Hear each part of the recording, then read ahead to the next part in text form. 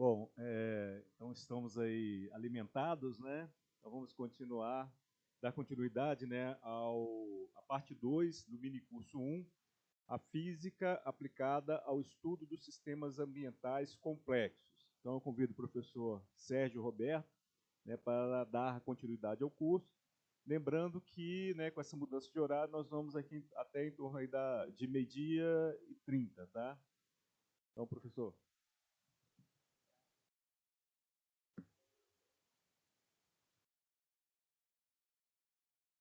Obrigado. É que o volume estava baixo. Bom, novamente, bom dia, né, a todo mundo. Vamos dar continuidade ao curso. Eu vou voltar aqui mais ou menos na parte onde a gente tinha parado, né? Não sei se vocês lembram, mas a gente estava discutindo a formação de uma estrutura vegetal, né? Então, a gente imagina pôr uma sementinha ali, e aí nasce uma planta, tá? Nasce e desenvolve uma planta, e sobre o que acontece com a entropia desse processo, né? Então, o que a gente tinha concluído? A constituição da planta, a gente for ver particularmente os átomos de carbono, estavam espalhados no ar, né? E por um processo espontâneo, esses átomos de carbono eles se compõem na forma de uma estrutura. Toda vez que você tem a formação de uma estrutura, a entropia da estrutura, sempre que eu falar entropia, é entropia por unidade de massa ou por unidade de energia, né? Ou seja, entropia relativa, que é entropia extensiva, né?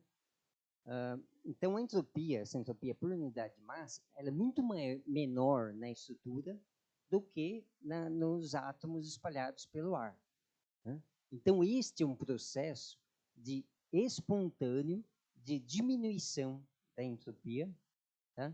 Isso somente ficou claro na década de 70, né? Que é chamado de auto-organização dentro da teoria dos sistemas complexos, né? Agora, aparentemente isso feriria, segundo a lei da termodinâmica, mas não fere de fato, porque isso é feito às custas do aumento da entropia do universo. Então, não que a entropia como um todo diminui. A entropia, digamos assim, que envolve os átomos de carbono, diminuiu. A entropia da matéria diminuiu. Mas, de alguma forma, esse sistema ele vai fazer com que a entropia do universo aumente, tá? Então, para entender melhor isso, e o que é esse fator, né, que, digamos assim, salva a segunda lei da termodinâmica, um exemplo interessante é a gente olhar o que aconteceu com o universo ao longo do tempo, né? Então, a gente usa esse exemplo para explicar como que é o papel da entropia nos sistemas complexos, né? Então, o universo é um sistema isolado. Então, eu acho que é o único sistema no qual a gente pode aplicar, de fato, a segunda lei termodinâmica, literalmente, né? Que fala que a entropia nos sistemas isolados sempre tende a aumentar, né? Então, o que acontece com o universo, né? Todo mundo sabe que depois do Big Bang,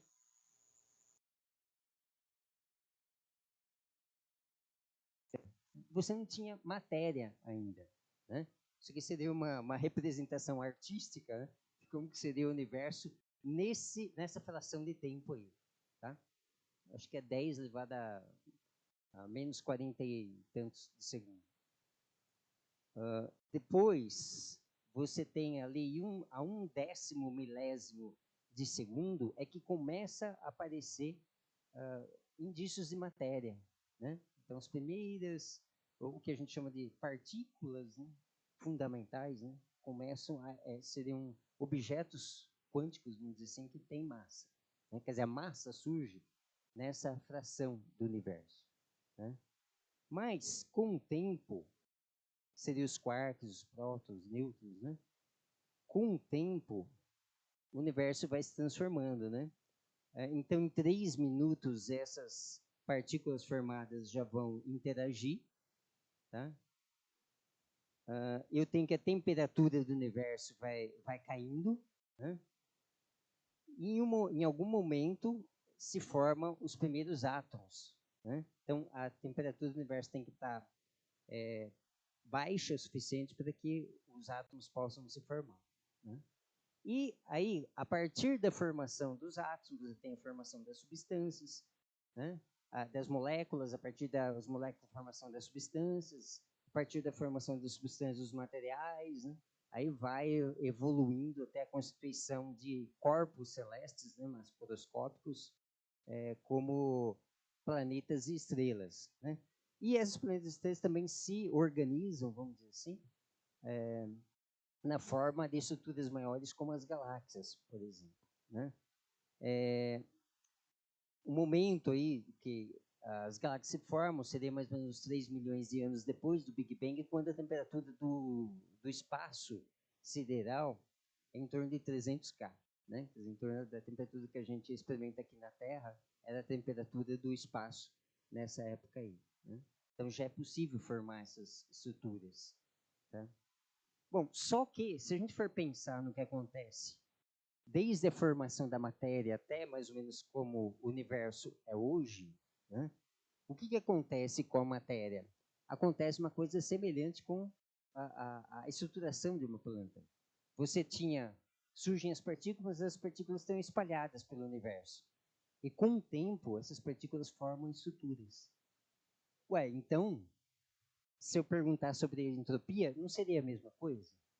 Né? Ou seja, se eu olhar a matéria do universo, a evolução da matéria do universo, a entropia associada com a matéria do universo, então, aumentou ou diminuiu? Né? Então, a gente vê, se formou estruturas, é porque a entropia diminuiu. Mas como salvar a segunda lei da termodinâmica? De fato, a matéria nos dias de hoje está muito mais organizada do que a matéria no início do universo, né? Quer dizer, em frações depois do Big Bang, quando a matéria surge, ela surge desorganizada. Com o tempo, ela se organiza. Então, necessariamente, a entropia da matéria diminuiu. E aí? Então, como que a gente faz para salvar a segunda lei da termodinâmica? Né? A entropia do universo tem que ter aumentado. Então, tem que ter alguma coisa no universo, além da matéria, que recebe entropia. O que tem no universo além da matéria? Será? Matéria é tudo que tem massa, né? Tem coisas que não têm massa no universo? Radiação. Então, se a entropia da matéria diminuiu, a entropia da radiação tem que ter aumentado. Então, é isso. A radiação, ela, digamos assim, constitui praticamente toda a entropia do universo. Quer dizer, uma parte muito, muito maior do que a entropia associada à matéria. Entender isso, que entropia, a associação de entropia com radiação é fundamental para a gente entender os sistemas vivos, como os ecossistemas funcionam, né? Então, o que acontece é que a radiação do universo vai se transformar ao longo da sua idade, da sua história, né? No começo, a gente tinha, né, praticamente radiação gama, né? Quer dizer, radiação gama é a faixa mais energética lá do espectro, a gente chama de gama, né? Até energia infinita, vamos dizer assim, né? É tudo gama. Então, era essa a radiação que a gente tinha no início do universo. Conforme o universo vai esfriando e se expandindo, né? A gente tem uma expansão adiabática, né? Porque o universo não troca calor, vamos dizer assim, com nada, né? Se não houver nada além do universo, né? Então, a radiação ela vai se transformar também. Então, com o tempo, o universo vai ser preenchido por raio-x, né? Depois o universo vai esfriando mais ainda.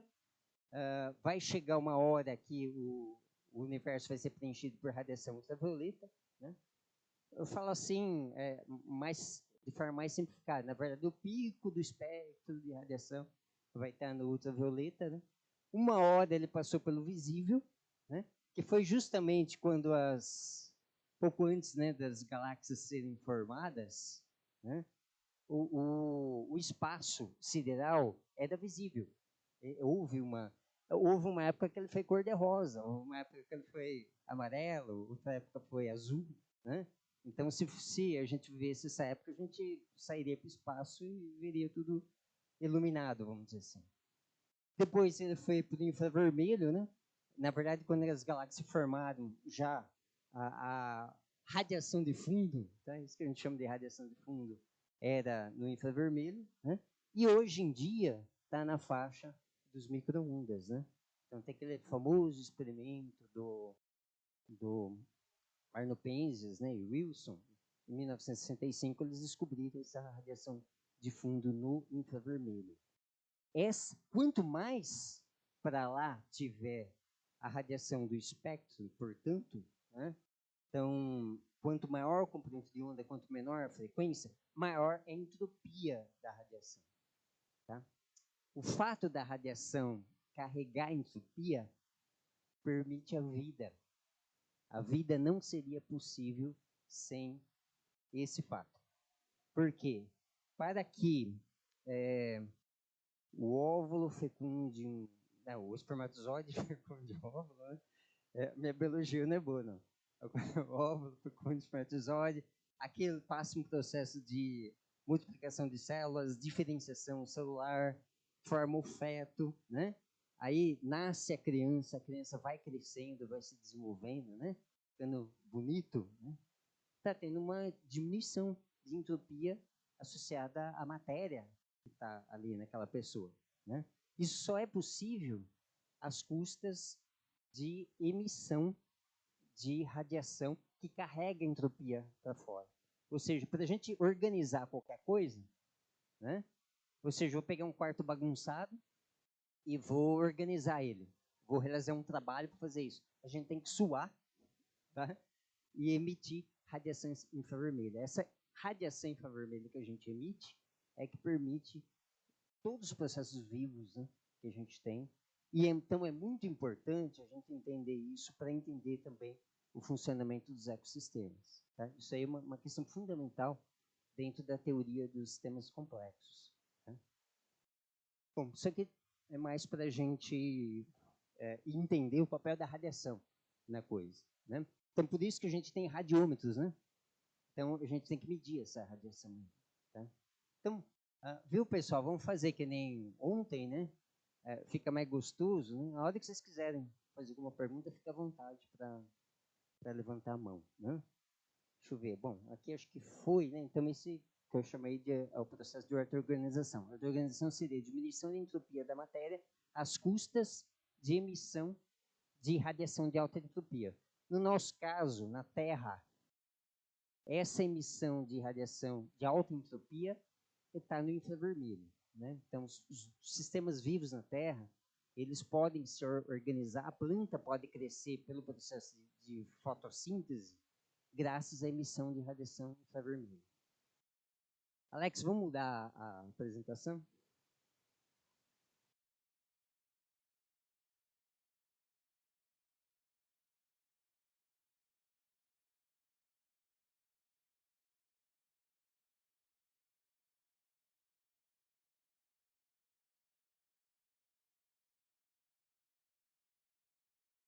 Não entra essas considerações. Entre as considerações apenas o que a gente conhece. Né?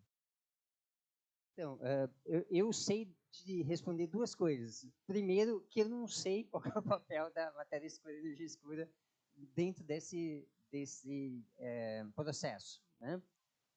Outra coisa é que, provavelmente, a presença de matéria escura e energia escura não vai assim, alterar a segunda lei da termodinâmica, mas isso é só um achismo, né? Porque a gente não sabe. Né? Mas, lembre-se que, embora todo mundo esteja falando de matéria escura e energia escura, ainda é uma hipótese. Tá? Não se sabe se é isso mesmo. Bom, aqui eu já tinha mostrado para vocês os equipamentos, né? Então, por isso que a gente mede a radiação, né? Daqui a pouco eu vou falar por que a gente mede o resto. O objetivo aqui do minicurso também é fazer uma associação com a termodinâmica que a gente já ensina em sala de aula com, vamos dizer assim, um comportamento dos sistemas naturais, dos ecossistemas. Né? Bom, vocês lembram, né? Lógico, todo mundo sabe que melhor que eu, qual que é o esquema da termodinâmica, né? O que a gente faz na termodinâmica clássica e tudo mais, né? Que a gente tem os processos, né? Pega um diagrama P por V, né? E aí, nesse diagrama P por V, você vai representar os processos, né? Através de segmentos de curvas, né? Que tem um determinado tipo de característica. Então, tem as isotérmicas, né? Isobáricas, e assim vai, né? As curvas adiabáticas e tudo mais. E a gente sabe que existe a possibilidade de ciclos, né? Esses ciclos podem ser naturais ou artificialmente criados, como nos motores, por exemplo, né? E que associado a isso, a gente tem que a área aqui é associada ao trabalho realizado, né? E a gente sabe que em cada processo você pode ter os fluxos de calor, né? Entrada e saída de calor. A palavra calor vocês sabem mais do que eu, né? Complicada do ponto de vista do ensino, né? Então, eu sempre prefiro falar, e é mais totalizante, assim, falar dessa forma, não falar em calor, mas energia. Tá? Mas energia em transição. Né? Por quê? Porque muitas vezes você tem sistemas, como por exemplo uma placa solar, em que a captação de energia assim, fica esquisito se chamar de calor. Né? Então, tem coisas, tem fluxos de energia de entrada no sistema que, assim, dá um nó na cabeça se você pensar, chamar de calor, né? Na verdade, o Q1 e Q2 aí pode ser qualquer tipo de fluxo de energia, mas, embora, eu estou falando dos fluxos, mas é qualitativa, né? É porque a unidade é de energia mesmo, mas é energia que entra ou sai, né?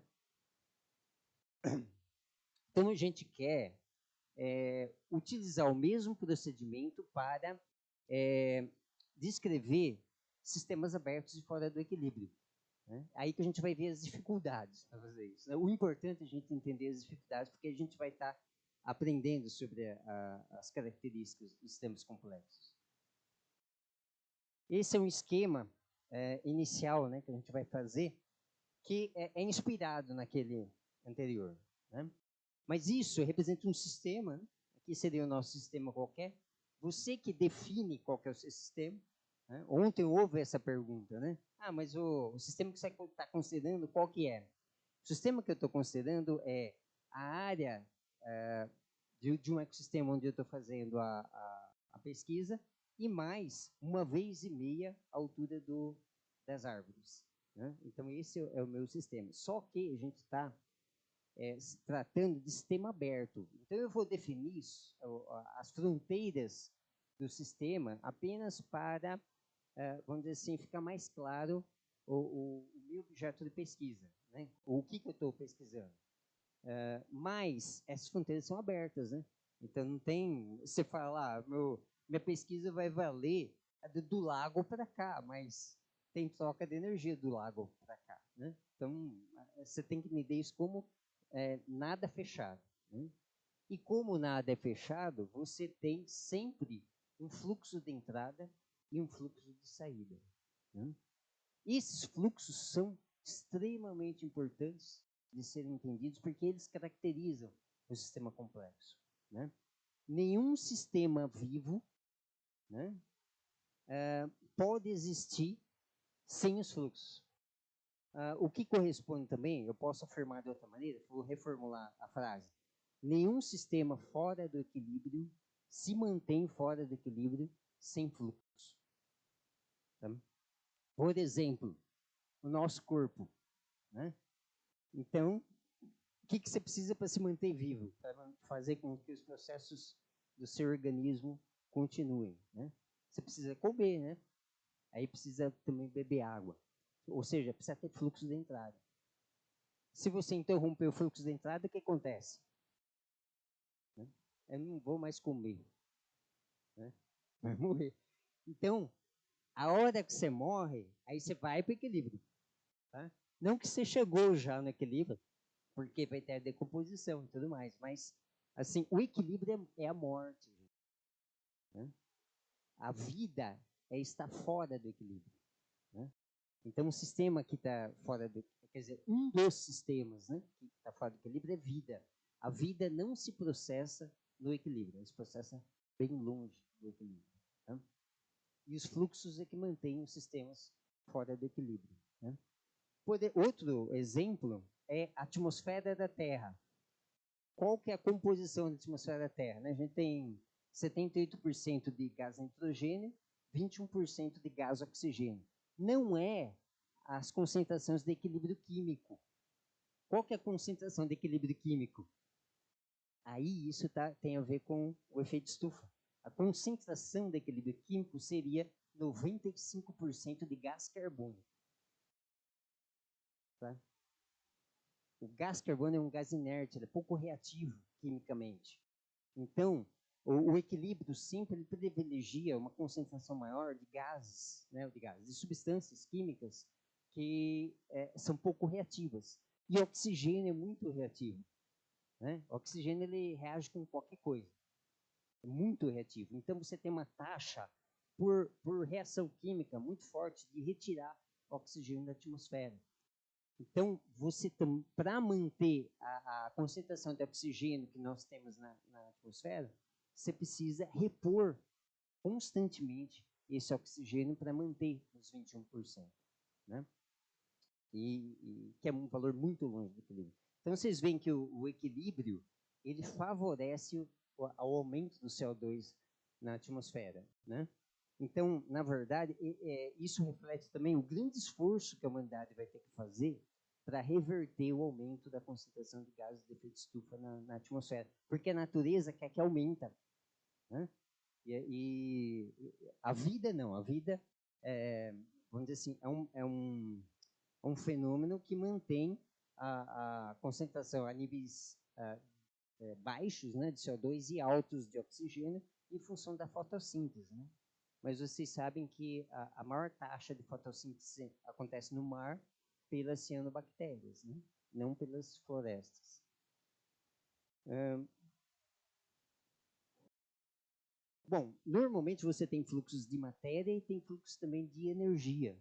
Nosso corpo, o fluxo de matéria corresponde a gente vai ali no almoço depois, vai comer, né? E depois vai para casa para tirar a matéria, que não serve mais, né, no nosso organismo, né? Mas também tem fluxo de energia, sempre tem que ter fluxo de energia, né? Então tem uma taxa de entrada de energia no organismo que vem dos alimentos, né? E tem uma taxa de saída de energia que vem da radiação infravermelha dos nossos corpos, né? Então, se a gente pudesse, aqui tivesse escuro, a gente tivesse aqueles óculos sensíveis à radiação infravermelha, a gente ia ver todo mundo brilhando aqui, né? E é por isso também que quanto mais pessoas tem no auditório, menos o ar-condicionado dá conta, tá? E vocês têm ideia de quanto de energia que cada um de nós, mais ou menos, grosseiramente, emite por dia? Quem que sabe quanto de energia que a gente emite na forma de radiação infravermelha por dia? Muito bem. Quilocalorias. 2.000 e poucas, depende do corpo da pessoa, né? 2.000, 2.500 quilocalorias por dia. Ou seja, o que a gente come, né? Conservação de energia, o que a gente come vai sair uma hora, a menos que essa energia comece a ser depositada na forma de moléculas de gordura, né? Que são capazes de reter bastante energia pelas ligações interatômicas, né? Moleculares. Ou a pessoa esteja queimando, né, essa energia na forma de gordura. Mas, mais ou menos, o que a gente emite é isso, tá? E isso dá mais ou menos 100 watts. Tá? Então, cada um de nós aqui é que nem uma lâmpada de 100 watts no infravermelho. Tá? Infelizmente, daqui a pouco a gente vai ver, eu não posso gerar eletricidade com essa energia. Bom, então, veja bem, é muito importante também, além da gente medir radiação, medir, em geral, todos os fluxos de energia e também fluxos de matéria. Então, é por isso que a gente tem o equipamento que mede os fluxos lá, né, que é o equipamento de eddy covariance, né, que é destinado a medir o fluxo de calor latente, o fluxo de calor sensível, porque tem termômetro aí também, e o fluxo de matéria na forma de fluxo de carbono. Tá?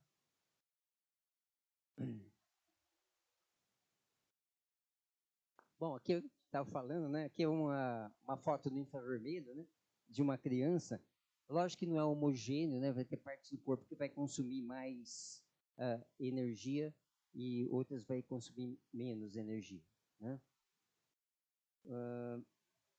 Bom, tem outra observação que gostaria de fazer é o seguinte: os sistemas complexos na Terra, eles, vamos dizer, funcionam emitindo radiação infravermelha.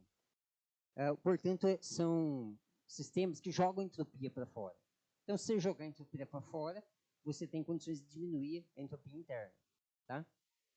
Mas existe uma coisa que está associada também à entropia, que é a informação. Tá?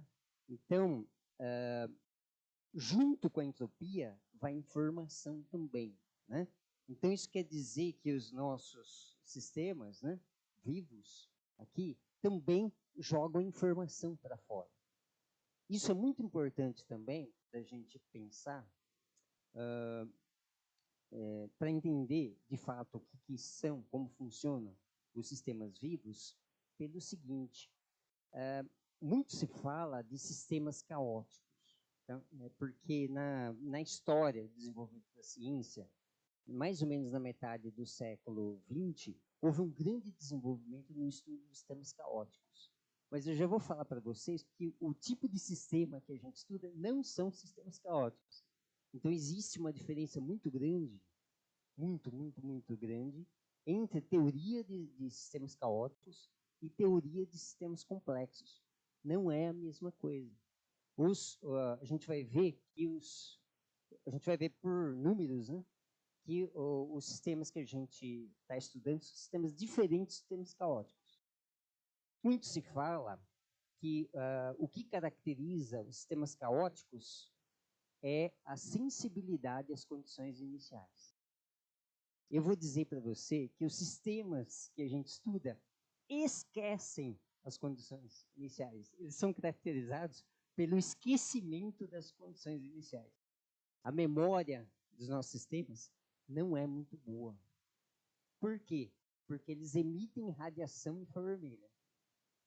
E com isso vai informação fora. Olha só como que isso impacta o vivo. Quando vocês se arranham, digamos que um gato arranhou você, saiu sangue, ficou vermelho. Né? Com o tempo, a pele vai se reconstituindo, porque o nosso corpo é um sistema auto-organizante.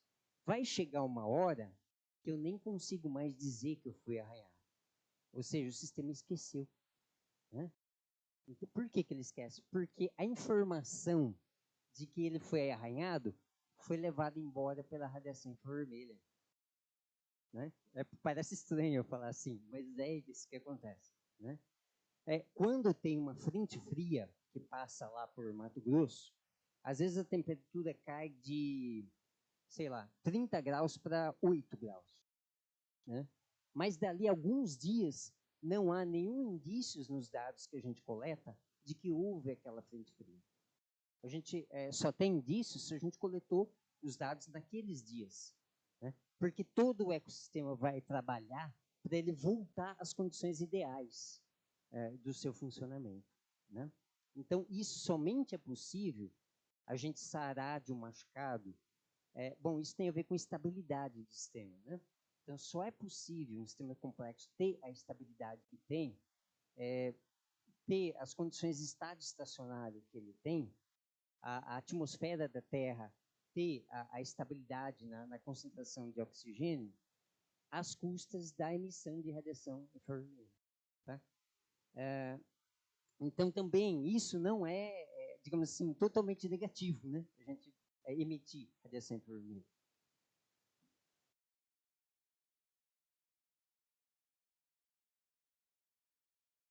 possível perceber que haja contradição entre o esquecimento e a sensibilidade às condições iniciais. Se pensar, por exemplo, um sistema extremamente simples com o tempo duplo, se eu fizer uma regressão temporal dele, né, quer dizer, também vou ter o mesmo tipo de fenômeno de esquecimento, e o pêndulo duplo é um sistema caótico, tem sensibilidade às condições iniciais. Não é questão de contradição, é questão assim, de separar o tipo de sistema que a gente está estudando. O sistema que a gente está estudando, eles não estão no regime caótico, né? É só isso. Então, tem aqueles que estão, né? Tem coisas que estão, por exemplo, o vento, o comportamento do vento, né, em altas atmosferas, né, alta atmosfera, acima desse 1,5 vezes da altura da floresta, ali para cima é tudo caótico, né? Então é diferente, né?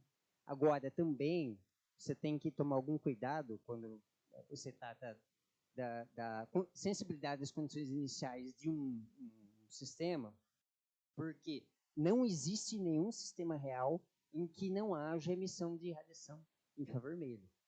Então, às vezes, um sistema ele é caótico durante algum tempo e passa a não ser mais caótico, ou ao contrário, né? Então, também você tem transições, né? São, na verdade, regimes, né, possíveis de um sistema. Bom, então, isso é uma informação importante. Bom dia. Admael, Polo 66. Professor, no caso do câncer, né? Como é que se vê isso em termos de entropia, né? O avanço do câncer seria a busca do equilíbrio ou seria o contrário, quando você consegue a cura do câncer, né? Como é essa luta em relação à entropia? Se é um sistema complexo, se é um sistema caótico, essa reflexão. Então, o câncer é uma coisa que impacta muito todos nós, né? Porque a gente vê o que acontece com a pessoa, né? Mas do ponto de vista termodinâmico, o câncer não tem diferença significativa com os processos normais do nosso corpo, né? Por que isso? Da onde que vem o câncer? Normalmente ele vem de processo de ionização das moléculas, né? A ionização forma radicais livres, e isso pode acontecer nas mediações do material genético das células, né? Então, pode haver mutações no material genético das células. Isso pode acontecer de forma a matar a célula. Se isso acontece, se a célula morre, não tem problema nenhum, não forma câncer, porque o nosso organismo é uma máquina de produzir células, né? Se uma morre, vai ser produzido outra logo, né? O problema é quando você tem uma deformação no conteúdo genético da célula, que faz com que ela não morra, mas ela perde a sua função no organismo, né? Então, uma célula de um tumor cancerígeno é uma célula viva, né? Uma célula que se reproduz, mas que, vamos dizer, não serve para o organismo. Se for no fígado, por exemplo, vai ser uma célula que está aí e não vai estar fazendo o papel que uma célula de fígado faz, né? E o que acontece em geral é que, quando é uma pessoa cometida de câncer, essa célula se reproduz mais rápido que as células que têm função. Então, se não fosse mais rápido, também não teria problema, porque se fosse mais lento, se essa célula defeituosa se reproduzisse mais lentamente que as sadias, rapidamente o número delas ia... Quer dizer, o número delas não ia evoluir, né? Vai sair do número baixo, mas não ia evoluir, porque na competição com as células sadias ela ia perder. Mas normalmente ela se desenvolve mais rápido. Por que ela se desenvolve mais rápido? Tem várias teorias para isso, mas a que parece fazer mais sentido nos dias de hoje é o seguinte: no começo do projeto Genoma, se imaginava que quando eu decifrasse tudo o conteúdo genético do DNA humano, a gente poderia atribuir todas as características humanas a cada parte do genoma, né? Então, sei lá, cor da pele, né? Sei lá, se o cabelo é crespo, né? E as doenças também. Se imaginou que se poderia identificar os fatores que, vamos dizer, levaria a maior propensão a doenças, né? Mas eles fizeram o deciframento, isso não aconteceu. Eles identificaram poucos genes que estão associados a características físicas das pessoas. A maioria dos genes, no início, né, das pesquisas sobre isso, eles identificavam como trechos que não têm função, trechos do DNA que não têm função. Até se chegou a cogitar o nome de DNA lixo. Quer dizer, a maior parte do nosso DNA seria DNA lixo. Mas com o tempo eles foram ver que essas partes do DNA, na verdade, são partes que têm papel regulatório nos processos que envolvem a replicação do código genético da célula. A grande maior parte dos genes são genes regulatórios de processos bioquímicos, né? E aí, se você tem um fator que causa uma anomalia no gene, é mais provável que essa anomalia seja num desses genes regulatórios. Agora, o processo de formação de síntese de proteínas é muito forte, é um processo químico muito forte, né? Então, significa que você precisa desses genes regulatórios para que as células não se reproduzam muito rápido, senão nossos corpos seriam deformados. E é justamente aí que se dá o câncer, né? Você danifica uma parte do gene que é responsável pela regulação da processo de síntese de proteínas. Então, em função disso, você tem células que são mais rápidas na reprodução e que não fazem o papel que ela tem. Mas são células vivas, né? Ou seja, a composição bioquímica delas é muito parecida com as células que têm função. Então, vamos dizer assim que, do ponto de vista de entropia, não é muito diferente, né? Bom, voltando aqui, vamos ver qual é a grande dificuldade da gente pegar a termodinâmica clássica e aplicar a sistemas complexos. O primeiro deles é que lá nos processos ideais, né, que a gente vê tanto no ensino médio quanto na graduação, a gente descreve os processos no diagrama P por V, né? Só que isso só vai funcionar se eu tiver um sistema isolado, porque sempre, se a gente pega lá a equação dos gases, né, PV igual a nRT, a gente sempre considera que o N é constante, né? Mas no sistema aberto o N não é constante. Você tem matéria entrando e tem matéria saindo. Então, pelo menos, você teria que considerar que o N é uma variável. A quantidade de matéria é uma variável. Então, você precisaria de um eixo a mais, porque os eixos correspondem às variáveis, né? Os eixos constituem o que a gente chama de espaço de fase. Não é isso? O que é o espaço de fase? É o espaço no qual você tem uma variável em cada eixo, cada dimensão, né? Mas um sistema aberto, eu teria que colocar mais um eixo aqui para o N, né? Para a quantidade de variável.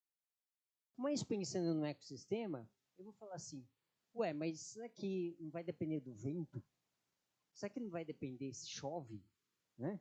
Será que não vai depender da densidade do ar que varia também, né? Será que não vai depender, sei lá, dos aerosóis, né? A gente falou dos aerosóis. Então, teoricamente, eu teria que botar um monte de eixos aqui, né? E é isso, e cada um desses eixos, ele entra ortogonalmente aos outros. Então, isso significa que eu teria que descrever esse sistema num espaço de maior dimensionalidade. Tá certo? 3 possivelmente não vai ser suficiente, né? Então, eu teria que ter um espaço, talvez, pentadimensional, hexadimensional, heptadimensional. Quantas dimensões, né? Será que a gente poderia ter para poder descrever corretamente o ecossistema? A gente já sabe quantas dimensões a gente precisa. Existe um método para a gente verificar isso. A gente já sabe dizer qual que é a dimensão do espaço de fase que a gente precisa descrever os processos termodinâmicos associados a um ecossistema, né? Bom, para isso, a gente vai ter que aí entrar, vamos dizer assim, mais fortemente, mais intimamente na teoria dos sistemas complexos, né? Deixa eu ver se eu não esqueci de falar alguma coisa antes. Tá. Bom, veja bem, esse é um problema, né? O problema de que a gente está lidando com fenômenos que dependem de muitas variáveis. Outro problema é o seguinte: aquele equipamento que eu mostrei para vocês no começo, né, do minicurso, não são equipamentos baratos, né? Eles são caros. Então, um sistema completo, ele custaria, se não for medir metano, próximo de $100 mil, sem incluir as taxas de importação, né? Se for incluir o sensor de metano, que é importante, por exemplo, para o Pantanal, né? Tem informação de metano lá, custaria 170, por aí, $180 mil. Então, não dá para você ter muitos locais, em cada local, um kit desse. Então, você pode fazer pesquisa em poucos locais. Então, para compensar esse déficit de informação espacial, o que a gente faz? A gente tem sistemas que coletam muito dado ao longo do tempo. Na verdade, esse sistema aí de adcovariância, ele é muito rápido na coleta de dados. A gente coleta dados numa velocidade de, tipicamente, 10 Hz ou 20 Hz. Significa 10 dados ou 20 dados por segundo. E depois a gente faz os cálculos de fluxo numa média ali de entre 10 minutos e 30 minutos. Né? Então, você tem muitos dados ao longo do tempo e a gente tem que extrair informação desses dados ao longo do tempo que nos dê informação toda que a gente quer a respeito do funcionamento dos ecossistemas. Né? Então, pelo preço dos equipamentos, a gente é obrigado a trabalhar com séries temporais. Né? Então, a gente tem que extrair as informações das séries temporais. Agora, o problema é o seguinte: como que eu converto uma série temporal? Né? Série temporal é isso, você tem um dado X ao longo do tempo aqui. Tá? Como que eu converto os dados de série temporal em um esquema tipo esse aqui? Né? Um esquema de você desenhar processos no espaço de fase. Então, esse é um problema da pesquisa, mas um pouco superado. Outra questão. Nós estamos lidando com dados reais. Né?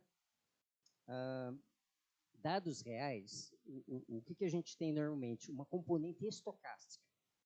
Tá? O que significa uma componente estocástica? É uma parte dos dados a gente não consegue entender, porque você não consegue traduzir isso por fórmulas, vamos dizer, por equações, né? Relações matemáticas. Só dá para você entender uma parte. E aí a gente espera que aquele tipo de dado que a gente está mexendo, essa componente estocástica não seja muito grande. Né? Mas isso é da natureza. Né? Ela vem de processos, por exemplo, a incerteza é uma condição natural dos sistemas. Né? A gente tem fundamentalmente o princípio de incerteza. Então a gente nunca pode esperar que os fenômenos eles se deem de maneira totalmente determinística. A parte determinística é aquela parte que a gente consegue traduzir em equações, em modelos. Né? Mas sempre tem uma parte aleatória. Então, o que essa fórmula aí que parece complicada, ela está dizendo simplesmente isso, que na minha série temporal, a gente vai ter uma parte que é possível você entender e uma parte estocástica que não é possível entender. Tá? Existe uma diferença muito grande entre o que é estocástico e caótico, não são sinônimos. Tá? O caótico ele pode ser muito complicado, mas você consegue modelar. Isso que é caótico.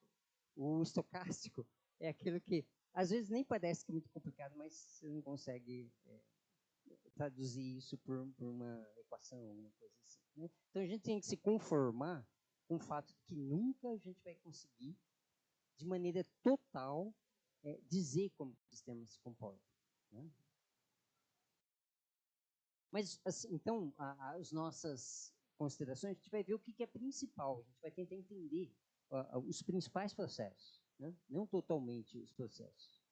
Bom, isso aqui, na verdade, eu já falei, né? Bom, como que a gente faz, então, para, a partir de uma série temporal, a gente tentar construir uma teoria, né? Não é uma teoria, é uma descrição teórica mais próxima da termodinâmica clássica. né? Quer dizer, a gente quer aproveitar aqueles elementos, aqueles nossos subsensores, né? Que vêm da termodinâmica clássica, para ver o que dá para fazer com sistemas fora do equilíbrio. Tá? Então, o que permite essa relação é um teorema matemático que é chamado de teorema de Takens. Né? Não sei se alguém já ouviu falar, né, que é mais uma coisa própria dos sistemas complexos, mas o Takens, ele infelizmente já faleceu, né? Ele viveu de 1940 a 2010, ele é um matemático holandês. Ele disse para a gente, né, através do seu teorema, mais ou menos como fazer isso. Né? E o que consiste o teorema de Takens? Ele previu metodologia para a gente trabalhar com processos expressos por séries temporais. O que a gente faz? Aqui a gente tem uma série temporal. Isso aqui é uma série de temperatura do ar. O primeiro dado que eu tenho é 16, alguma coisa graus, né? Aí 16, 15, 15, né? A temperatura vai evoluindo ao longo do tempo. Aqui são dados a cada meia hora num ecossistema de Mato Grosso. Né? O que o Takens falou para a gente fazer? Você vai pegar essa série de dados lá no Excel, vai copiar essa coluna aqui e vai colar aqui do lado. Só que você cola um pouco mais para baixo. Tá? E aí vai pegar de novo, ela cola de novo, um pouco mais para baixo ainda. E cola de novo, um pouco mais para baixo, e um pouco mais para baixo, e vai. Fazendo séries replicadas com uma defasagem temporal. Né? Então isso aqui, ó, essa distância aqui é em unidade de tempo, né? Porque aqui é o dado na primeira meia hora, o dado na segunda meia hora, na terceira meia hora. Aqui, como tem 5 linhas, vai dar 2 horas e meia. Aqui seria um esquema em que eu estou fazendo uma defasagem temporal de 2 horas e meia. Né? O que o Takens falou? Se eu for pegar um sistema, digamos assim, um modelo teórico de um sistema complexo, por exemplo, o conjunto de Hosler. Né? O que é um conjunto de Hosler? É um conjunto de equações diferenciais que me dá, sei lá, eu vou colocando isso, vendo, simulando qualquer evolução dessas 3 variáveis, ó, tenho 3 variáveis x, y e z, o computador vai simulando qualquer evolução dessas variáveis ao longo do tempo, e a gente faz um gráfico aqui no espaço de fase, né? Ou seja, eu ponho o x contra o y contra o z. Né? E aí dá uma figura. Né? Vocês sabem o nome da figura que aparece aqui? Que nome que é dado? Já ouviram falar, né? Pelo menos é o atrator, né? É o atrator do sistema dinâmico. O atrator do sistema dinâmico é a figura que eu tenho que aparece no espaço de fase que mostra como que o sistema evolui ao longo do tempo. Né? Então, por exemplo, é muito famoso o atrator de Lorenz. Né? O atrator de Lorenz, ele dá como que um sistema evolui ao longo do tempo mediante as equações de Lorenz, né? que são usadas na descrição de processos atmosféricos. Ah, sim, é L-O-R-E-E. No CT, NZ, Lorenz. Tá? Esse é o Lorenz da meteorologia, da borboleta, do efeito borboleta. Né? O efeito borboleta seria o quê? Seria a sensibilidade das condições iniciais. Né? Se dá uma pequena perturbação no sistema, ele evolui para um estado muito diferente do que teria sem a perturbação. Né? No nosso caso, nos sistemas que a gente está estudando, você faz uma pequena perturbação no sistema, ele vai voltar do jeito que estava antes, dali a pouco. Né? Ele tem uma certa estabilidade. Esse é o sistema que a gente está interessado em estudar. Então, o que o Takens falou é que se você fizer um gráfico daquelas colunas replicadas e defasadas temporalmente, o resultado vai ser parecido com o que está aqui. Vocês observem que essa figura ela é parecida com essa, embora ela esteja rotacionada, embora também ela pode estar distorcida por uma questão de escala. Né? Então, por exemplo, essa parte do atrator, parece uma gota, corresponde a essa parte aqui, né? E essa outra parte aqui, que parece concha marinha, né? De ostra, é essa parte de baixo aqui, né? Ou seja, ele conta pra gente, ó, se você pegar, fazer uma defasagem temporal na sua série temporal e fazer o gráfico, você vai ver a figura que apareceria no espaço de fase. Se você soubesse quais são as variáveis e plotasse uma variável contra a outra. Então, isso que a gente usa para tentar extrair informação, né, dos dados que a gente tem a respeito dos ecossistemas. No real, essa equivalência entre as duas coisas não é perfeita. Tá? Então, a gente pode dizer que a figura, esse espaço aqui eu vou chamar de espaço de tempos defasados, né? Essa figura no espaço de tempos defasados não é exatamente igual a essa figura, mas ela já traz muita informação da outra figura, porque ela pode, em condições ótimas, ser parecida. Tá? Bom, aí existe uma série de considerações. Bom, primeiro que tal que eu vou usar, né? Então, até agora eu poderia ter usado aí 5 linhas ou 10 linhas de defasagem temporal entre os dados, né? Mas o que eu quero? Eu quero que, ao acrescentar uma nova coluna, eu obtenha a maior quantidade de informação possível. Né? Então, eu obtenho a maior quantidade de informação possível quando a informação mútua, né, entre as duas linhas seja a menor possível. Né? Então, se a próxima linha me contar uma história totalmente igual à que a primeira linha contou, então eu não estou ganhando nada ao ter uma replicação, né, da série temporal. Eu preciso que a nova série temporal ela seja diferente da anterior. Então eu vou usar um parâmetro, né, que é chamado de informação mútua, né, coeficiente de informação mútua, para verificar, em função do tempo de defasagem, qual que é a menor informação mútua entre as colunas. Né? Então, isso aqui é só para, na verdade, uma observação. Né? Então, ou seja, existe um critério assim, para a gente otimizar a escolha dessa defasagem temporal. Bom, aí surge outro problema. Né? Então, a gente, ou não, né? Assim, você não... Né, provavelmente muitas variáveis vão influenciar no funcionamento do seu ecossistema. A gente vai estar aqui fazendo um recorte a respeito de termodinâmica. Então, a gente vai estar interessado em entender a temperatura, o que acontece com a temperatura dos ecossistemas. Então, deve ter um monte de variáveis que influenciam a temperatura. Então, a gente não sabe, o número dessas variáveis corresponde à dimensão do espaço que eu preciso para descrever o sistema. Tá? A gente não sabe essa dimensão, mas a gente pode calcular essa dimensão, a gente pode estimar. A gente pode estimar quantas variáveis eu preciso para descrever o comportamento da temperatura. Né? Então, isso é feito pelo conceito de dimensionalidade. Né? Então, existem métodos para a gente medir a dimensionalidade de um objeto, por exemplo. Né? Então, a gente sabe o seguinte, ó, um ponto teórico tem dimensão 0. Uma linha teórica tem dimensão 1. Uma superfície teórica tem dimensão 2. E um cubo teórico tem dimensão 3. O nosso problema é, qual que é a dimensionalidade do microfone? Quem pode chutar qual que é a dimensionalidade do microfone? Eu também não sei, eu posso chutar um valor próximo. Quanto que vocês acham que dá? 3. Passou perto, mas não é.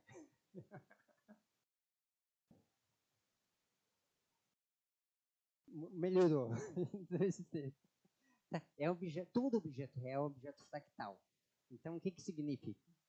Quando eu tenho reentrâncias e saliências do objeto, ou seja, quando ele não é perfeitamente liso, todo objeto é feito de átomo, nunca vai ser perfeitamente liso. Né? Ele não tem dimensão inteira. Né? Então, um objeto... bom, esse microfone, todos nós estamos imersos num espaço tridimensional. Digamos que seja o nosso espaço de fase. Não é bem espaço de fase, mas é o espaço do mundo onde a gente existe. Né? Digamos que talvez Tem gente que fala o seguinte, que é o espaço da nossa consciência, porque a gente não tem visão em 4 dimensões. Talvez um dia a gente vai conseguir ver em 4 dimensões, mas por enquanto a gente não vê. Tem uma teoria que diz que alguns animais veem em 2 dimensões, tá? E alguns insetos só têm consciência de uma dimensão, né? Mas, vamos dizer assim, isso sai um pouco da física, vamos dizer assim, né? Mas, assim, todo objeto real, ele é menos, a sua dimensionalidade é menor que 3. Por quê? Porque ele tem que caber no espaço dimensional. Para um objeto caber dentro do espaço, a sua dimensionalidade tem que ser menor que a dimensionalidade do espaço. Tá? Então, tem métodos para a gente determinar, né? Tem, digamos, equações, né, expressões que nos permitem medir a dimensionalidade de um objeto, né? Mas, em essência, a gente divide o objeto em pequenos elementos de volume e conta quantos estão preenchidos, né? E quanto menor for o tamanho desses elementos de volume, mais precisa é a medida da dimensionalidade, né? Então, quer dizer, onde tem espaço vazio você não conta. Então, isso diminui a dimensionalidade do objeto, né? Bom, o cálculo da dimensionalidade da gente vai dar muitas informações que a gente precisa a respeito do sistema. Ele vai permitir a gente avaliar se a componente estocástica é grande ou pequena. Ele vai poder dizer para a gente se o nosso fenômeno é caótico ou não, né? Ele vai poder dizer para nós quantas variáveis eu preciso para estudar aquele fenômeno, tá? O problema é que agora, olha só que loucura, né, que a gente tá falando. Eu não estou falando de um objeto, né? Eu estou falando de um fenômeno dinâmico, né? Que é a temperatura. Vamos estudar a temperatura. A temperatura varia ao longo do tempo, tá? Em função de que o funcionamento do ecossistema é um processo dinâmico, né? Então, eu quero medir a dimensionalidade de um fenômeno, não de um objeto. Mas o teorema de Takens, ele converte um processo dinâmico, né, uma série temporal, num objeto, né? A gente pode ver o atrator, né? Esse aqui que aparece no espaço de tempos defasados em função do teorema de Takens é um objeto, né? Eu posso ver ele como objeto, não é que é um objeto, eu posso ver ele como objeto e medir a dimensionalidade dele, né? Bom, então, eu estou falando em medir a dimensionalidade de fenômenos. E um fenômeno não necessariamente é um objeto que tem uma dimensão menor que 3. Né?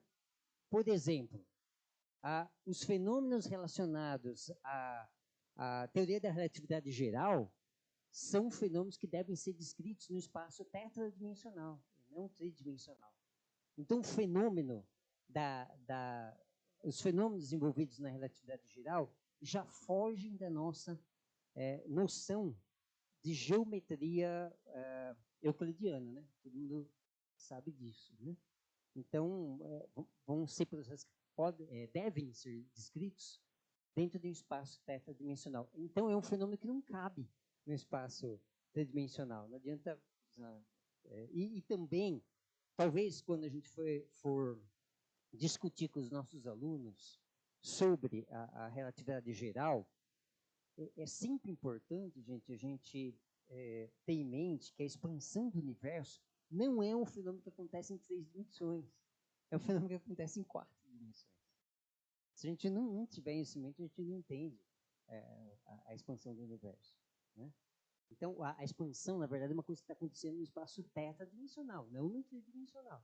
É lógico que a projeção tridimensional também é de alguma coisa que se expande, né? Mas ela não pode ser entendido completamente se eu estiver pensando que essa expansão é tridimensional. Ela não é quadridimensional. Tá?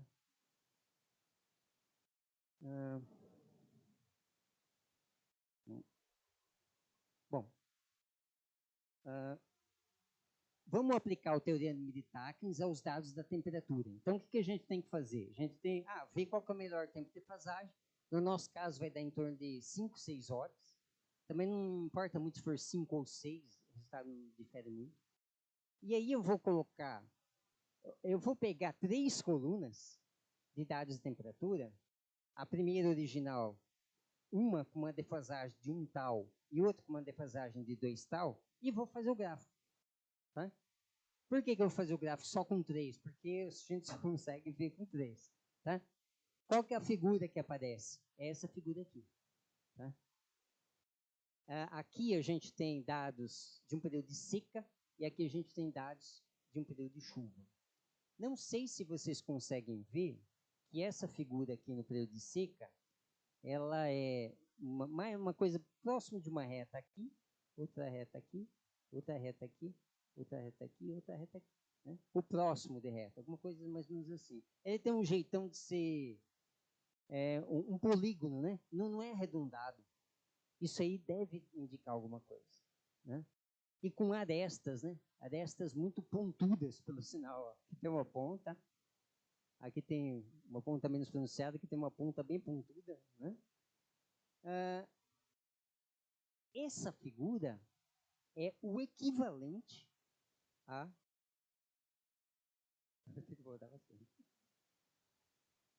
isso aqui, né? Que a gente tem no clássico. Né? É equivalente. Então, a gente sempre extrai informação dessa figura dos nossos exercícios lá de termodinâmica clássica na sala de aula. Né? Agora, a gente tem que extrair informação dessa daqui. Né? Bom, não sei também se vocês concordam comigo que essa estrutura que tem esse formato de 5 segmentos mais ou menos reto com arestas, ele permanece aqui, quer dizer, essa ponta aqui, tem uma ponta aqui, aqui também tem uma ponta. Né? Aqui tem uma parte meio reta, outra parte meio reta aqui. Quer dizer, permanece, mas com maior dispersão. Né? Então, pelo menos olhando isso aqui, é a conclusão que a gente chega. Não sei se vocês teriam essa mesma conclusão. Né? Então, isso é um indício de que os processos que regulam a temperatura, né, nos ecossistemas, é um processo robusto, né, que ele permanece ao longo das estações. Né? Lembra que eu falei para vocês que nos sistemas do Brasil Central e Amazônia, a gente é caracterizado por um período de seca e um período de chuva. Né? Então, todos os nossos dados têm que ser vistos, vamos dizer assim, nos 2 períodos, né? Fazendo a comparação entre os 2 períodos. Então, no período de chuva, os pontos parecem mais dispersos. É disperso em função da chuva, em função da umidade, que varia bastante. Né? E aqui no período de seca, o sistema, digamos assim, é um pouquinho mais comportado, mais próximo de um ciclo.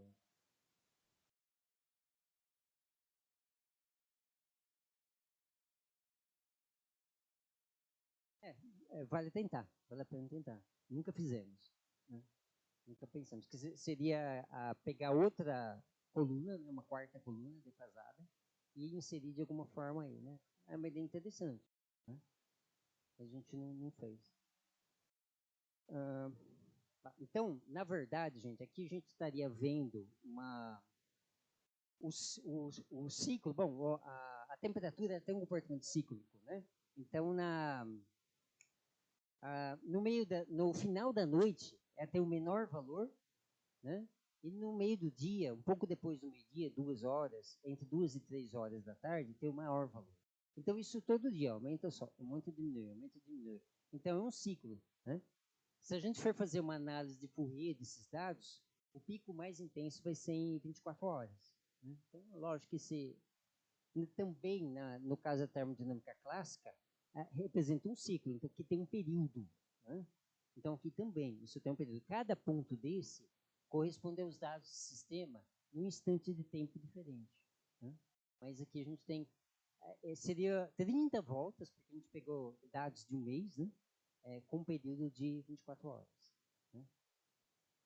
Bom, e o problema é o seguinte, que a gente está vendo aí uma figura bastante interessante, mas isso é apenas uma projeção tridimensional do atrator, que ele pode existir, na verdade, num espaço de dimensão maior. A gente precisa saber qual que é essa dimensão em que ele existe. Né? E aí, daqui que a gente vai ter que tentar extrair informações a respeito dos parâmetros termodinâmicos. Bom, existe uma maneira, uma técnica, né? Eu não vou entrar em detalhes matemáticos, mas existe uma técnica na literatura, né, para você avaliar a dimensionalidade, né, de tratores descritos em espaços de tempos defasados, né? A gente chama de algoritmo de Grasberger-Procaccia. Então, a maioria dos grupos de pesquisa utiliza esse algoritmo para calcular a dimensionalidade do atrator. Só que, no método previsto pelo Grasberger-Procaccia, como a gente não sabe qual que é a nossa dimensão do espaço de fase ou a dimensão do espaço de tempos defasados, a gente faz isso para várias dimensões, para vários valores, né, de dimensão. Como que a gente faz isso? Primeiro, a gente considera duas colunas, né? Aí reconstitui o trator, mede a dimensionalidade desse em duas dimensões. Depois a gente pega 3 colunas de dados, mede de novo a dimensão do trator, aí depois faz com 4 colunas, com 5 colunas, 6, 7, assim vai, né? E a gente vai medindo a dimensão do atrator reconstituído pelo teorema de Takacs, né? E aí a gente vê se a dimensão aumenta, o que acontece com a dimensão do atrator em função da dimensão do espaço. Cada vez que eu acrescento uma coluna, eu estou aumentando uma dimensão do meu espaço, né? E o que normalmente acontece é que, no início, né, para dimensão 2, 3, 4, a dimensionalidade, que é o cálculo do atrator, ela vai aumentando, tá? E, em alguns casos, ela estabiliza em algum momento. Então, a gente tem aqui resultados com relação à temperatura, né, desse ecossistema lá de Mato Grosso. Então, um instantinho, desculpa.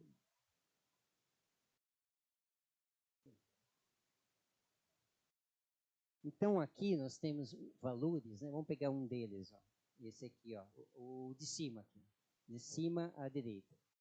Então, nós temos aqui, acho que é para a dimensão 3, né? Tá ruim para, tá muito pequenininho, né? Dimensão 3, dimensão 4, dimensão 5, dimensão 6. A gente tem que a dimensionalidade medida do atrator, ela vai aumentando, né? O que significa isso? Significa que cada vez que eu aumento uma coluna, eu estou aumentando a dimensão do espaço. Então, é como se eu fosse desdobrando o fenômeno, né? Quando a gente pega um objeto desconhecido, a gente começa a olhar ele nas suas diversas dimensões, né? Então, é isso que a gente está fazendo. A gente está revirando o atrator, né?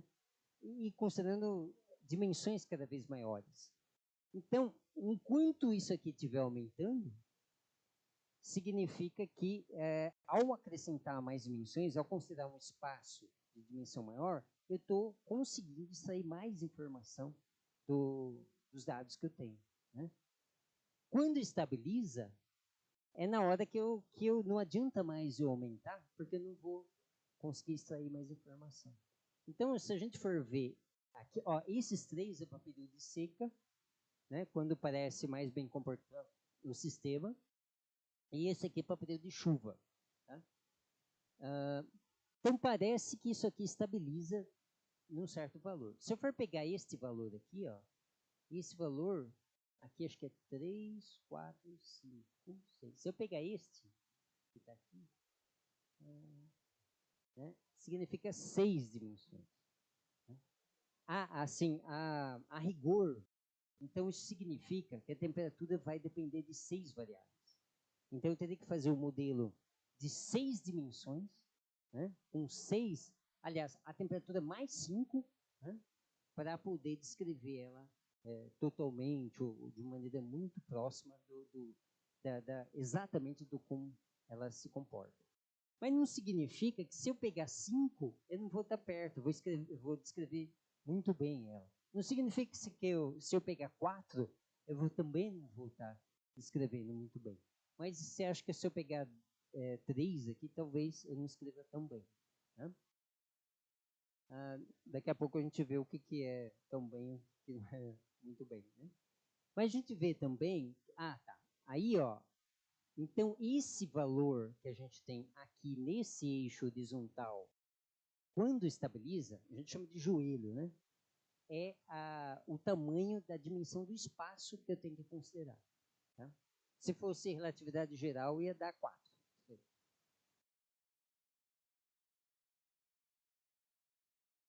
Os gráficos aqui, em alguns deles, pelo menos, você vê uma espécie de platô ali, né?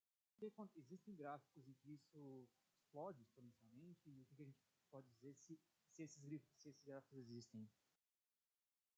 Não, tem alguns que, assim, nunca faz isso, ó.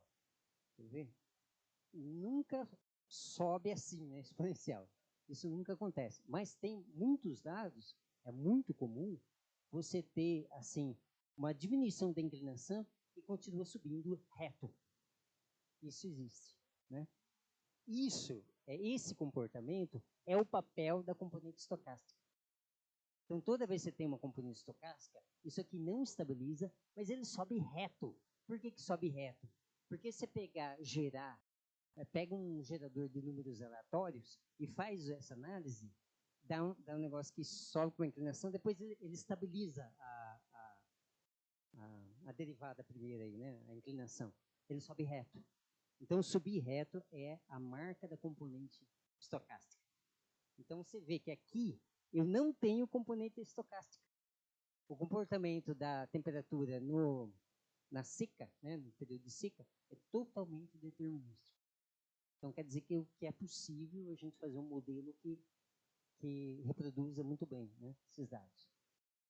Eu diria que no período de chuva, sobe nunca estabiliza, mas não sobe assim tão pronunciadamente, né? Você tem uma pequena inclinação, então você tem já no período de chuva uma pequena componente estocástica, né? E é natural pensar, né? Porque a chuva ela é bastante estocástica, né? Bom, outra informação que a gente pode tirar é, no momento em que estabiliza, qual que é o valor da dimensionalidade do atrator que está no eixo vertical. Então, aí eu vou determinar qual que é a dimensionalidade do objeto que eu estou vendo quando ele estiver desdobrado, né? Aqui, por exemplo, o que a gente viu? Que estabiliza no valor é que está ruim para vocês verem, né? Mas aqui está de meio e meio, né? Aqui é meio, aqui é 1, aqui é 1,5. O 1,5 aqui em cima. Então, vai estabilizando o valor que é menor que o 1,5. Eu acho que é isso. É que cada mês é diferente, tá? Mas assim, menor que 1,5. O que isso significa? Significa que a temperatura na seca é um fenômeno que, embora esteja imerso num espaço, sei lá, de 6 dimensões, né, para ser descrito plenamente, ele é de baixa dimensionalidade. O fenômeno é de baixa dimensionalidade e o espaço para descrevê-lo é de uma dimensionalidade maior, né? Então, normalmente, isso é uma característica típica dos sistemas, aliás, das variáveis relacionadas a sistemas naturais, a ecossistemas, né, sistemas vegetados, na região aonde a vegetação tem influência. Tá? Se vocês forem ver aqui, ó, nenhum deles chega a 2. Todos é menor que 1,5.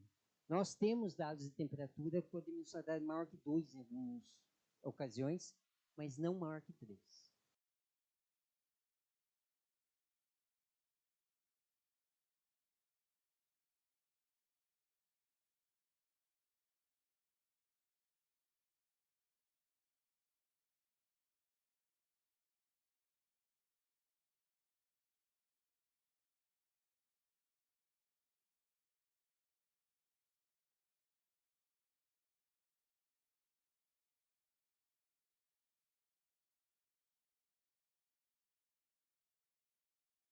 Bom, é que assim, a gente costuma chamar de dimensionalidade a medida da dimensão. Vai poder chamar de dimensão, né? Mas assim, só para distinguir, quando eu falo dimensão, é mais relacionado ao espaço e dimensionalidade ao fenômeno, né? Só para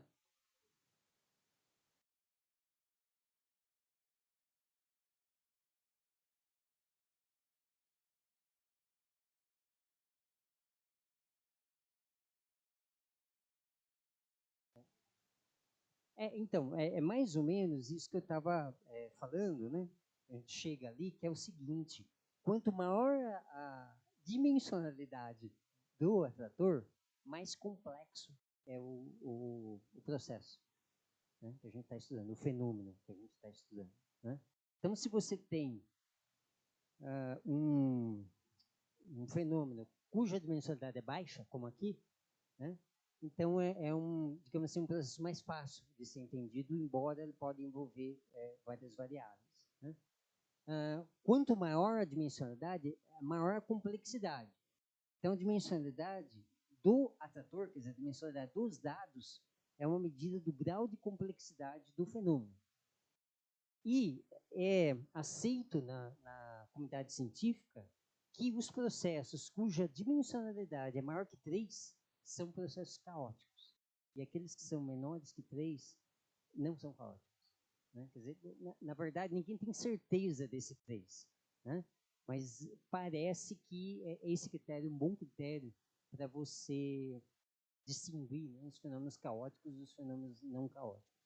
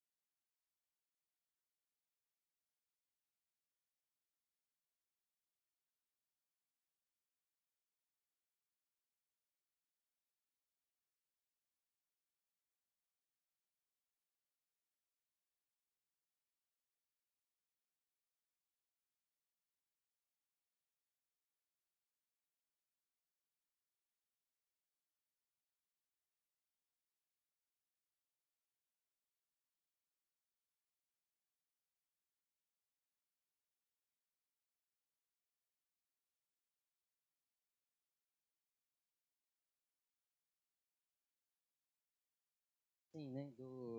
Se fosse um ano, continuaria assim, né?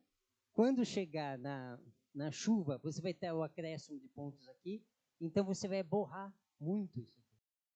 Né?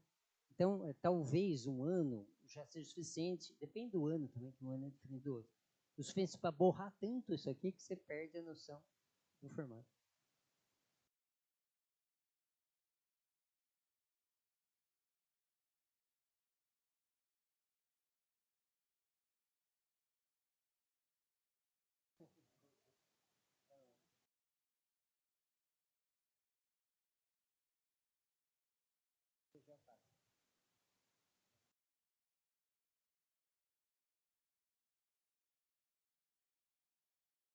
Então, sim, mas aí eu estou estudando a estabilidade de longo prazo. Aí eu vou envolver outras variáveis. Né? Provavelmente vai aumentar a necessidade de mais dimensões. Tá? Porque outras variáveis vão passar a ser importantes que não são numa escala diária, uma escala dentro de um mês. Tá.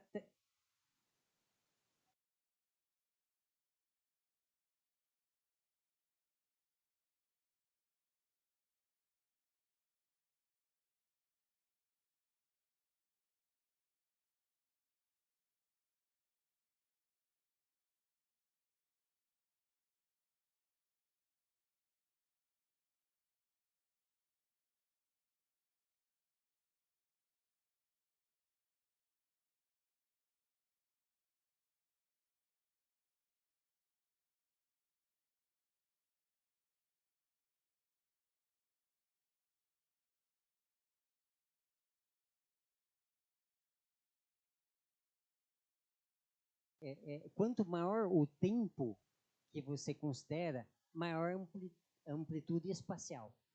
Então, aí você vai estar vendo outros fenômenos, mas a gente está interessado em explicar nessa escala de tempo, né, dentro de um mês, quais são os processos. Eu sou o professor Enio, do IFMA, Maranhão, Polo 63. Professor, o senhor está trabalhando com dados de temperatura absolutos. Então, eu não sei se era exatamente isso que o professor também fazia referência a um horizonte de tempo maior, né, de um ano, mas veja só, você tem na temperatura absoluta uma questão da sazonalidade, né, dessa temperatura ao longo do ano, você vai ter uma variação, que essa variação é mais ou menos estável, digamos assim, né? Não seria mais interessante, então, nesse caso, não mais interessante, mas também interessante, se trabalhar ao invés da temperatura absoluta, mas sim as variações em torno da média sazonal?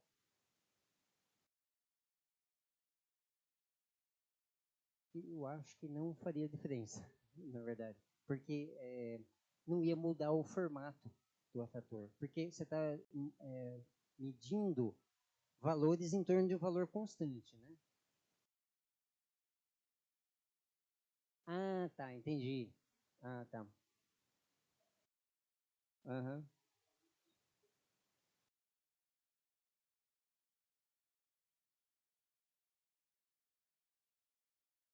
Ah, tá. Então, mas essa dispersão, ela é oriunda de fenômenos que atuam num menor escala. Você tem flutuações na temperatura em função de vorticidade do ar e outros fenômenos que tem uma escala temporal menor. Ah, não, não. Sim, sim. Não, mas aí tem outras maneiras de fazer que são, digamos assim, mais acompanhando a literatura, né? Aí eu posso fazer uma coisa que a gente chama de análise de componentes principais e pegar a primeira componente. Essa primeira componente vai ser uma espécie de média. Ela vai preservar o formato, mas não a dispersão. Né? Isso dá para fazer por outras maneiras. Quando você estava fazendo aquele gráfico, aquela do teorema lá, eu pensei que você ia fazer uma gaussiana lá com aqueles dados, né, para ver o passado, né? Inclusive quando ela falou que o Sinop está se desmatando, né, até para se um dia se refloreste isso. Mas a minha pergunta era assim, você está usando geometria euclidiana para fazer isso, né? Você me pegou na questão do microfone, então já tentou fazer ou se é feito na geometria fractal, que eu acho que é mais fractível, né? Não, mas é, né? Geometria fractal. Né? Porque você fala assim, são 4 dimensões, por que não 3,5, alguma dimensão fracionada para essas coisas, né? Não, sim, a dimensão do fenômeno é fracionária, né? Porque se você voltar aqui, ó, onde que está? Acho que para frente, né? Aqui. Esse valor que você tem aqui do platô, ele não é redondo. Pode ser 1,4928, por exemplo, né? Mais alguém? Não sei se esqueci de alguém. Não, é que tudo que eu queria falar eu já falei, na verdade. Mas assim, então, aqui o que a gente vê, veja bem, é considerado que se a dimensão do atrator for maior que 3, então o processo é caótico. Se for menor, não é caótico. O que a gente tem observado para fenômenos que são, para variáveis que são bastante acopladas à vegetação, dificilmente isso ultrapassa 3. Né? Em alguns casos, dá uma impressão, quando se estuda não a temperatura, mas, sei lá, alguma outra variável, como fluxo de calor latente, dá a impressão seguinte, que tem muitos resultados que beiram 3, mas ultrapassam 3. Né? Então, dá a impressão que quando você vai numa altitude que está dentro da influência da vegetação, a vegetação dá um jeito através de processos regulatórios, né? Então, o principal, possivelmente, é a água, né? a evapotranspiração. A água tem um papel regulatório importante para os ecossistemas. Isso impede com que o fenômeno se torne caótico. Quando você vai para altitudes mais altas, você medir qualquer variável, sei lá na estratosfera, né? Temperatura, velocidade do vento, qualquer variável, normalmente vai dar uma dimensionalidade maior que 3. Né? Eu tenho uma orientanda que fez mestrado no INPE, né? Ela fez um cálculo lá, deu dimensionalidade menor que 3, o orientador falou para ela, está errado. Né? Então, assim, para a atmosfera, quer dizer, você não tem vida na atmosfera, né? que desempenha um papel regulatório. Né? Você não tem também muita emissão de radiação infravermelha vinda da atmosfera, né? Então, os fenômenos são caóticos, né? Mas os fenômenos que a gente estuda são fenômenos que a gente chama de fenômenos complexos, para distinguir de fenômenos caóticos, né? E que têm essa propriedade de esquecer, né? Tem uma certa estabilidade. Eles esquecem das condições iniciais, né? E mais ou menos ficam com um comportamento estável. Lógico que podem ser perturbados, mas por um tempo limitado, né? Essa perturbação, com o tempo, ele volta ao regime que ele estava antes, né? Por emissão de radiação infravermelha.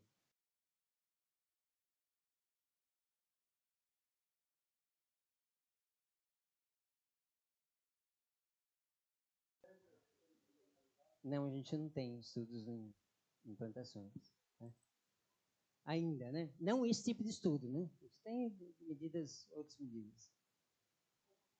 E essa parte eu vou pular, né? Mas aqui que seria o encerramento, né? Que a gente chega.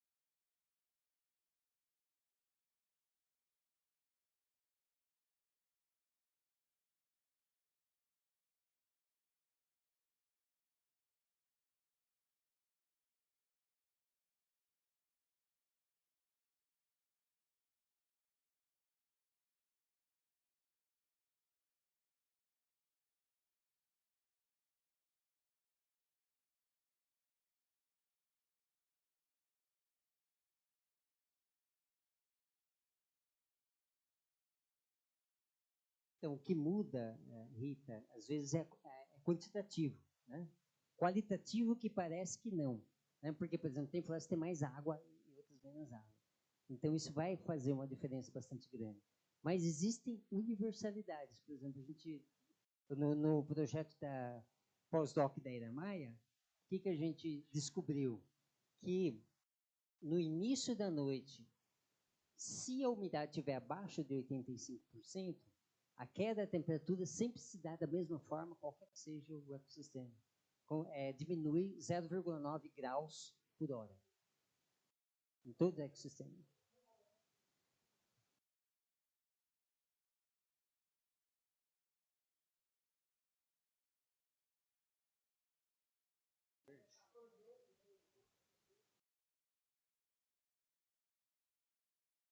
Isso.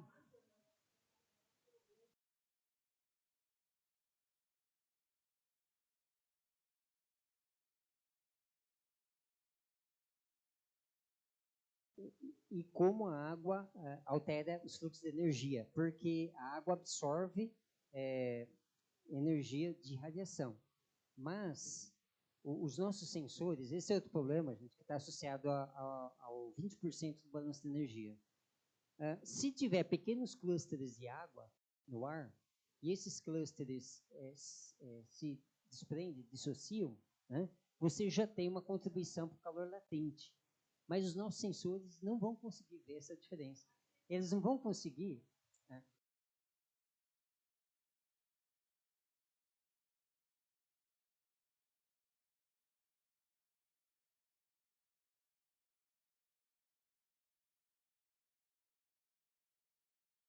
Com certeza, com certeza.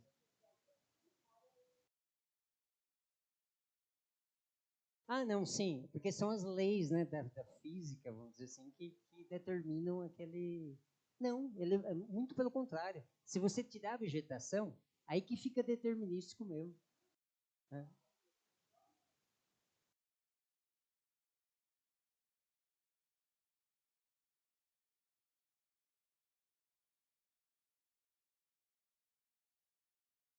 Não. Não, mas com o tempo ele vai para outra característica própria das florestas que está agora. Nesse sentido que ele esquece.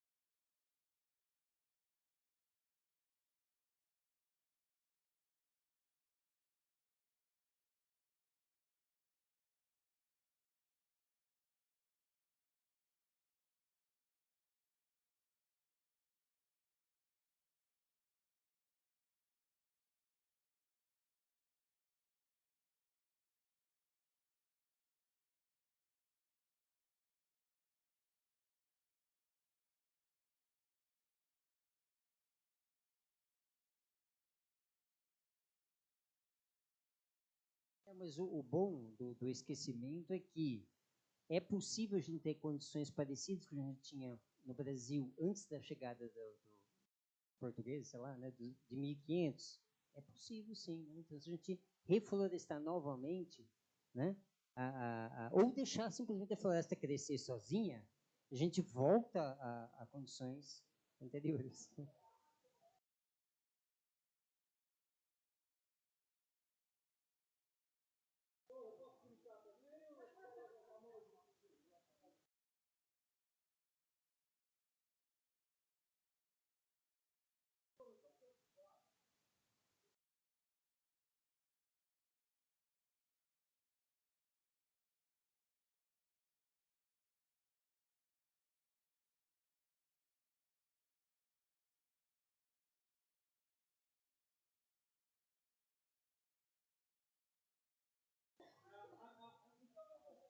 Seguinte pergunta: se o senhor usou a temperatura, pelo menos nos estudos, se o senhor usasse, por exemplo, a pressão atmosférica, ou usasse a quantidade de água na atmosfera, os gráficos seriam os mesmos?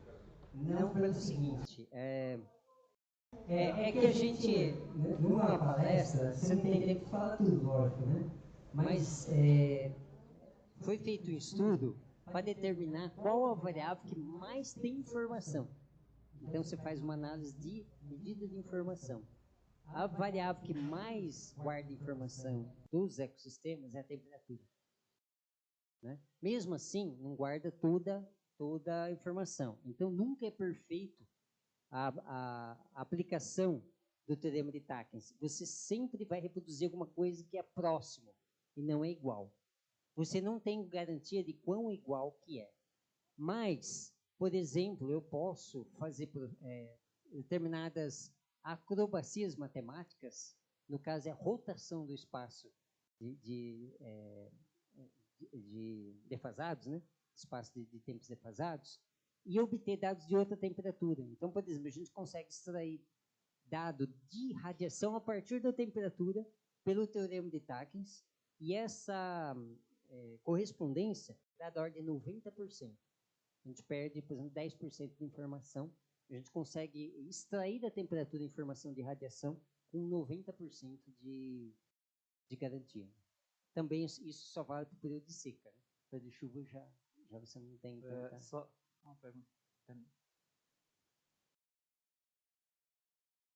Professor, só aquele gráfico que o senhor mostrou aí, o atrator, assim, o espaço de fase, você pode retornar um pouco?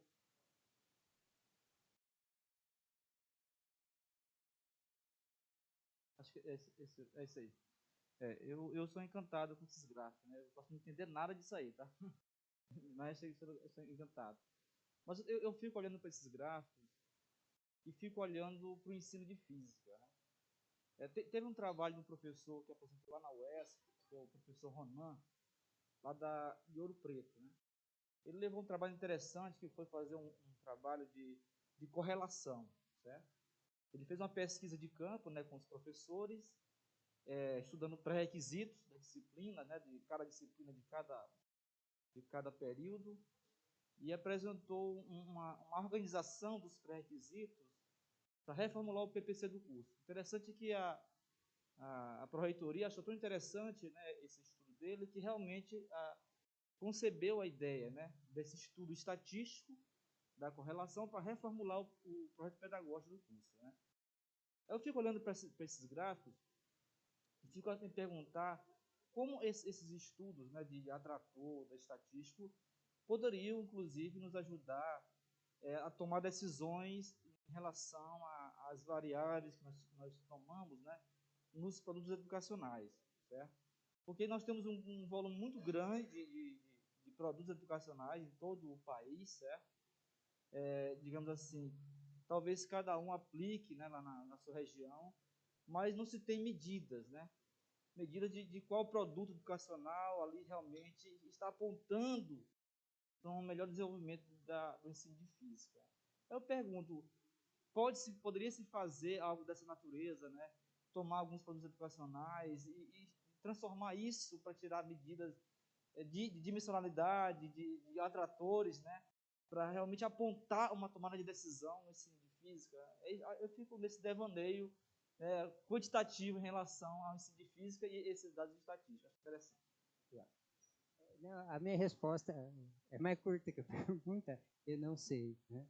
Porque você está falando de uma coisa muito sofisticada, né? Muito sofisticada. Né? Porque também você teria que ter parâmetros de ter alguma medida disso, né? É sempre subjetivo, né? As medidas para tomar de decisão, né? Com relação ao ensino, né? Então, não sei, mas é até um desafio, né? A se pensar. Eu não sei, acho que a gente está bem adiantado na hora. Talvez a gente pudesse encerrar agora, mas eu fico aqui, né, para conversar com quem gostaria de continuar. Eu só gostaria, assim, passar para você, Sérgio, para você fazer o seu fechamento, né? A gente sabe que o tema é muito instigante, né? Eu acho que a gente consegue fazer uma boa correlação, né, entre aquilo que foi nos apresentado como desafio, né, de uma escola, né, efetivamente inovadora, né, que modifique um pouco essa lógica, né, que a gente trabalha, né, o ensino de física, né, e pensar exatamente nessa perspectiva, né, de uma riqueza que você tem dentro, né, de um conteúdo que é a termodinâmica, né, e para entender um pouco, né, da complexidade desses sistemas que nos envolvem, né, e que nos provém efetivamente a questão da vida. Então, vou passar para o Sérgio fazer o encerramento, a gente faz o encerramento aqui. Temos alguns recados, tá? Não, eu só tenho a agradecer, né, gente, a presença de vocês, né, que valoriza, a presença valoriza bastante o nosso trabalho, né?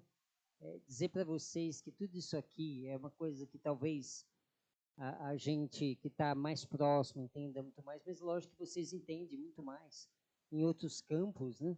E eu acho assim que só através do diálogo, a gente expondo o que a gente está fazendo e que a gente vai para frente, né? Inclusive, muitas das falas de vocês são ideias novas que a gente pode estar usando para a nossa pesquisa, né? Então, eu tenho muito a agradecer a presença de vocês e a organização do evento por estar aqui, né?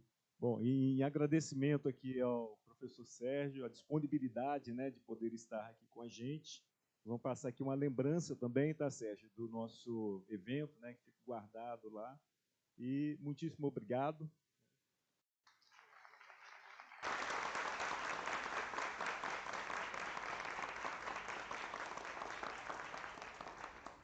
Vou passar para a Vanessa, que ela tem alguns recados, né? Nós temos uns sorteios também para serem feitos. E quem quiser depois, o Sérgio continua por aqui, né? Depois bater um papo. Mas acho que depois do almoço, ou amanhã, talvez, né?